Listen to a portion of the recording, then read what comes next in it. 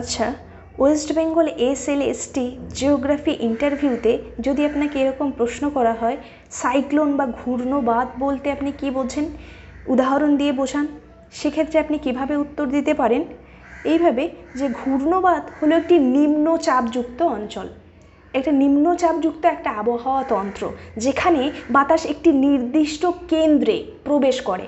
মানে বাইরের দিকে থাকে উচ্চচাপ আর ভেতরের দিকে থাকে নিম্নচাপ, তাই বাইরে থেকে প্রবল বেগে বাতাস কিন্তু নিম্নচাপ কেন্দ্রের দিকে প্রবেশ করে এবং উত্তর গোলার্ধে এটা ঘড়ির কাঁটার বিপরীত দিকে এবং দক্ষিণ গোলার্ধে ঘড়ির কাঁটার দিকে প্রবল বেগে প্রবাহিত হয়।